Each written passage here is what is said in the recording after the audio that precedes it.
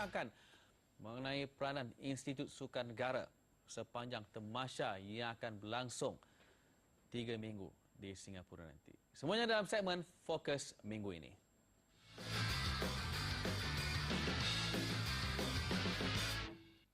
Okey, siapa lagi kalau bukan mereka yang layak untuk membincangkan mengenai peranan Institut Sukan Negara di tamasya Sukan SEA. Sudah pasti yang bahagia Datuk Dr. Ramlan Aziz dari ASN. Assalamualaikum, apa khabar Datuk? Assalamualaikum. Sudah bersedia untuk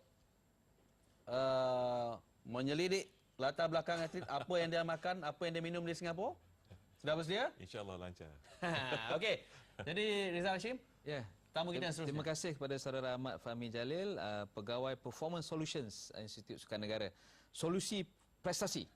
Boleh kita terjemahkan? Diterjemahkanlah. Okey. Terima kasih solusi pada prestasi. penampilan sulung Fahmi dalam KP Sukan.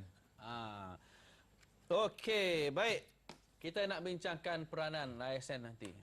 Akan menjaga, akan memastikan atlet kita semua bebas daripada gagal ujian doping. Itulah yang kita mahukan. Kerana kali ini ramai sebenarnya atlet-atlet muda yang akan tampil mewakili skuad negara ataupun konjen negara. Okey, kita nak lihat beberapa info ataupun maklumat di ini fakta nombor yang disediakan oleh rakan-rakan kita, rakan-rakan penerbitan Cafe Sukan. Okey, yang pertama tu, ini semua fakta nombor lah ni. 658 atlet.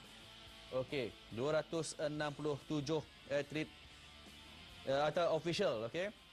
Atlet yang bawah 21 tahun ada 46% kesemuanya. Dan ada banyak lagi fakta ke situ. 26 pegawai perubatan. Ini nanti kita tanya pada Datuk lah. Perubatan sukan dan 17 pegawai sains sukan. Ramai. 35, 36 jenis sukan dan 335 daripada 402 acara akan disertai dan sasaran kita, saya nak sebutkan juga, 188. Tetapi kita tak menentukan warna apa. Tapi kita harap banyaklah warna emas. Betul tak? Itu yang kita harapkan kita. Baik. Mari kita nak cerita ni. Kat sini ada satu fakta menulis ASN terlibat menyediakan atlet sebelum Sukan SEA. Jadi maknanya ASN memainkan peranan yang lebih besar kali ini menjelang tamasya Sukan SEA Singapura. Okey, Datuk mungkin boleh pecahkan preparation atlet ramai ni. Ramai ni, Tok. Jadi apakah ada scanning seorang? Mungkin boleh ceritakan dengan lebih lanjut. Baik. Dia dalam jangka masa panjang pun, kalau sukan itu terlibat juga dalam atlet atau sesuatu sukan itu terlibat dalam sukan Asia, sukan Commonwealth, memang kita terlibat di dalam membantu jurulatih untuk dalam persediaan atlet sepanjang tahun pun. Jadi hanya untuk sukan-sukan yang tidak terpilih dalam sukan Asia, sukan Commonwealth. Jadi 1 tahun ataupun 9 bulan atau 6 bulan menurut pemilihan, bila pemilihan dibuat untuk atlet berkenaan. Jadi kita akan menyediakan, pertamanya kita harus tahu bahawa atlet ini sihat untuk berlatih dan bertanding. Jadi dia kena buat medical check-up, pemeriksaan perubatan pertamanya. Macam nak masuk kerja lah. Macam nak masuk kerja. Medical check-up. Ini tak tugas lepas besar. tak boleh kerja. Tak boleh. Jadi kemudian kalau dia sihat dan bersedia untuk berlatih dan bertanding, jadi dia akan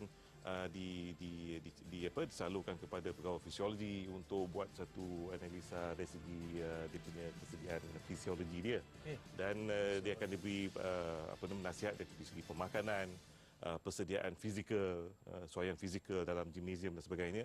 Kemudian kita akan tengok kalau ada apa-apa kecederaan yang ada ataupun yang apa-apa kecederaan yang timbul, kita harus juga selain daripada penjagaan kesihatan, membuat pengurusan apa-apa kecederaan yang timbul. Okey, apakah bermakna proses itu tadi dilalui ataupun dilakukan oleh ASN terhadap atlet terbabit selepas setiap satuan mengumumkan nama atlet yang akan ke Sukan SEA, atau sebelum tu lagi sebenarnya dah dibuat? Kadang-kadang pasal kita perlu masa yang mencukupi. Betul.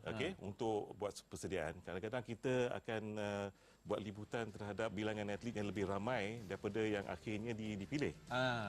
Jadi katakanlah sekarang ni kita pilih tadi 598. Keseluruhannya 658. Tetapi kadang-kadang kalau pada suatu masa pada awal tahun, kita dah mula cover 600, 700, 800.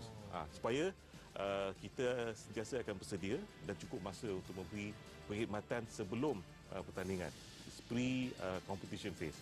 Dan dalam persediaan ini, kita juga akan duduk bersama dengan jurulatih dan melihatkan keperluan atlet masing-masing supaya mereka mendapat seberapa banyak pengkhususan yang diperlukan supaya mereka mendapat suatu persediaan yang optimum dalam fasa. Saya rasa ramai pegawai yang terlibat, tak apa, nanti kita akan ceritakan. Ramai, ya. Ramai. Okey, Rizal, silakan Rizal dengan tamu seterusnya. Fahmi, boleh cerita sebelum saya tanya lebih lanjut, performance solutions ni apa sebenarnya tugas seorang pegawai performance solutions? Okay.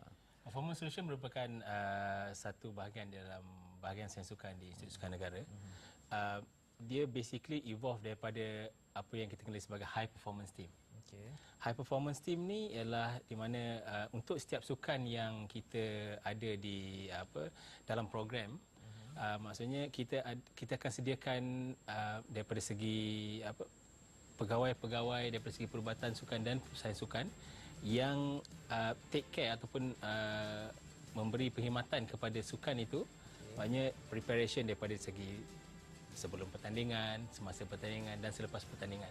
So performance solution is basically kita try to apa orang kata macam yang ditekankan oleh YBKJ, maksudnya minimize that process losses. Okay. So we try to minimize that process losses dalam persediaan atlet. Team behind the team itulah. Bermakna ada behind pakar the team. pemakanan, Yes. fitness coach, conditioning, rehab, semua itu.